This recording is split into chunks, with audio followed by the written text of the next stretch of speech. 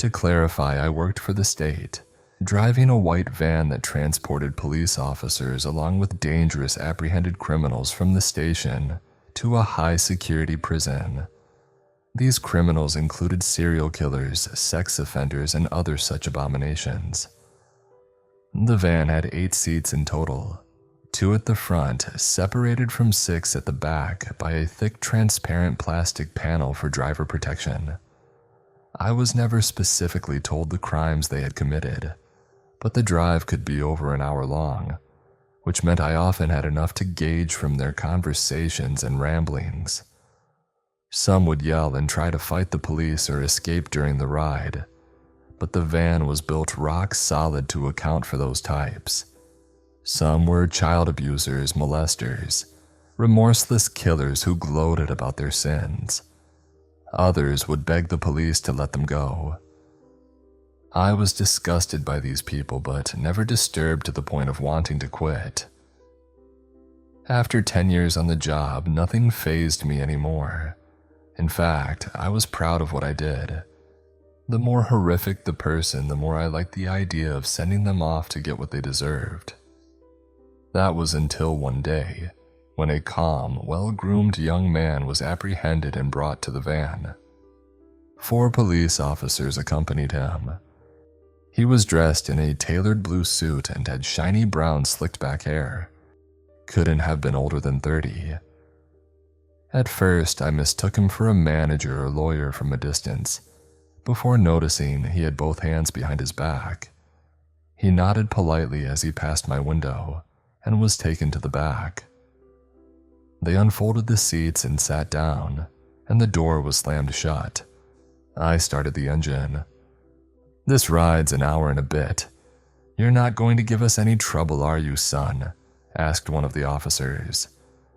"Course not. You guys don't get paid nearly enough for that," said the man in the suit. A few of the policemen scoffed. "You're right on that one," another officer said, rolling his eyes.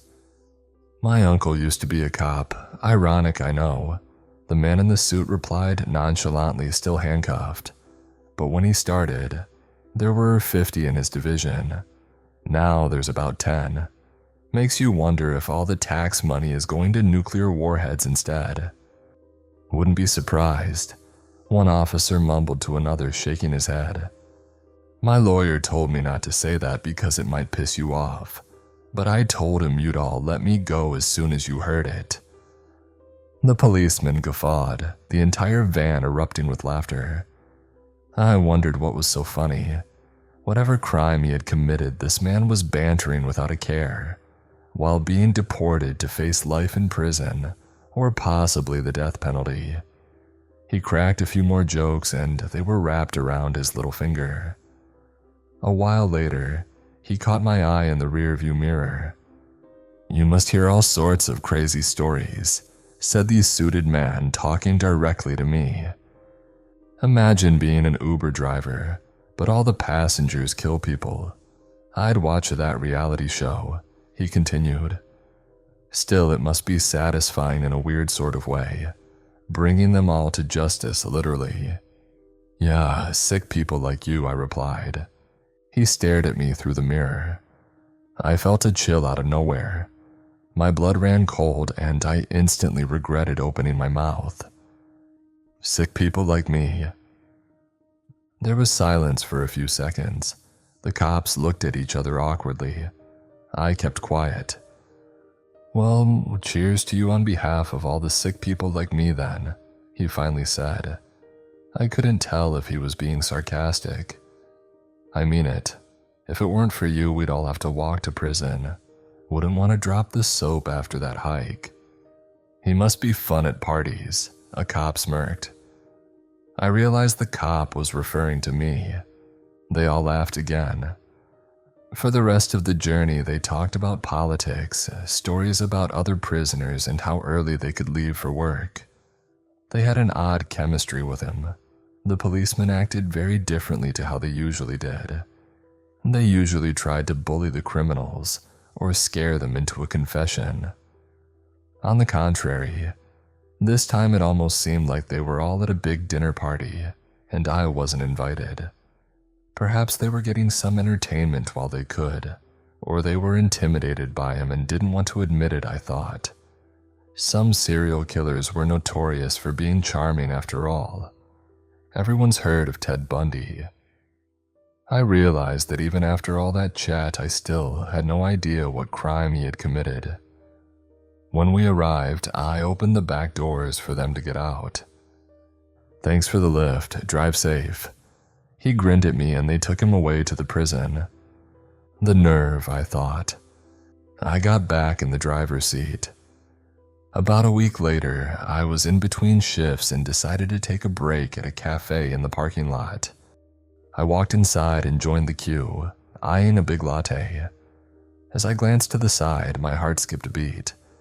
A man was wearing a blue suit which looked exactly like the one that the criminal with the slicked back hair was wearing. I blinked. This man had an afro and was reading a newspaper. Same suit perhaps, but obviously not the same guy. I exhaled with relief. I ordered my latte and sat down at a table, sipping it slowly. The man in the blue suit sat by the window, still reading the paper. I glanced at him for a while and noticed that he was just staring into it, without turning the pages. As I stood up to leave, he folded the newspaper and looked up towards me. His lips stretched into a wide, menacing smile, and he dragged his finger across his neck as he stared at me with wide eyes and tilted his head. We stared at each other for a while in silence, my heart starting to race. Then I looked around frantically, suddenly concerned for my safety. Everyone in the cafe was absorbed in their own world. It seemed like no one else had seen the gesture he had made towards me in a very public space. I rushed out of the cafe, glancing behind me every few steps, suddenly paranoid. He turned my head to lock eye contact with me, gleeful that his threat was having its intended effect on me. For the next few days, I kept hearing noises, footsteps, scratching, sometimes even the sound of someone breathing behind me. When I turned around, there would always be nothing there. Just as I thought I was turning schizophrenic, my suspicion that something was out to get me was confirmed again.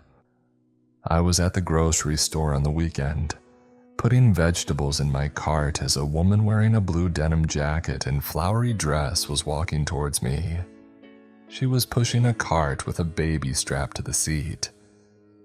"You better watch your back," she whispered as she walked past. That caught me off guard. I whipped my head around and she kept walking without looking behind her. She wasn't talking on the phone, and she wasn't with anyone else apart from the baby. That warning was undoubtedly for me. Had I just pissed off a cult of people dressed in blue? I got in the van the next day at 7 a.m. and headed off to the station. There was heavy traffic, and I was convinced I'd be late for work. I turned into a long stretch of road that was next to a steep drop, a metal railing fencing off the edge on the right. As I drove along the congested road, stopping and starting to move a few feet incrementally, I stared at the bumper stickers on the back of the white van in front. It's gonna be a good day. There was a sun with a smiley face next to it. The traffic finally started flowing and I approached an intersection where cars merged from the left-hand side. A set of traffic lights came just before it. I looked at my watch. Please don't turn red, please don't turn red, I thought. As if the universe was conspiring against me, the lights turned yellow, and as the van in front of me sped past them, they turned red. Fantastic. I slammed the brakes and looked up. I only saw the van in front for a split second, and suddenly out of nowhere, a massive lorry T-boned it violently from the left. A loud crash combined with a painful crunch stunned me into paralysis. Both vehicles crashed through the railings and went hurtling over the edge of the cliff. The lights turned orange, then green, but I remained unmoving in silence, shaking. There was an empty space in front of me where the van had just been. I could see people through their car windows, horrified and calling the police. Eventually, I snapped out of it and drove numbly to a side road without having fully processed the event. I parked there and called my colleagues at the station to inform them about what had just happened. A few days later, I found out that both drivers had died on impact. The lorry had crashed into the van driver's side at 90 miles per hour, crushing him instantly.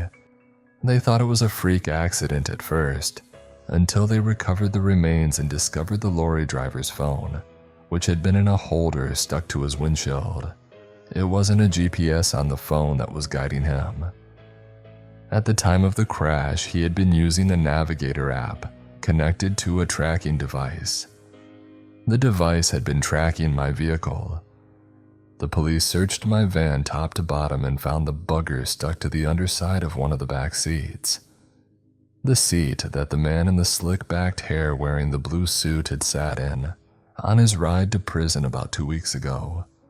I pieced it together as soon as they told me. The MFer must have slipped that out from a pocket or something and stuck it to the inside of my van as soon as I pissed him off. Turned out he was an infamous underground weapons dealer. A lot of people who had their firearms confiscated, most of them for good reason, knew he was the guy that would supply them, so were absolutely infuriated when he got caught. Apparently, he had a cult-like following among those people, and wearing all blue was their low-key way of supporting him. I don't want to get too political here, so I'll just say that this guy was very well connected and had a lot of people on his side, even if it was under the radar. And I was their next target. I figured Blue Suit Guy must have somehow communicated to one of his cronies about the tracking device on my white van and told them to get after me. By pure chance, another white van was in front of me at the very moment they decided to strike. They must have mistaken the driver for me, knowing the vehicle was a white van in that approximate location. If those traffic lights hadn't turned red at the exact moment they did, that would have been me. I was supposed to die a horrific death that day. I quit the job that very afternoon I found out, packed my bags and moved to a new town.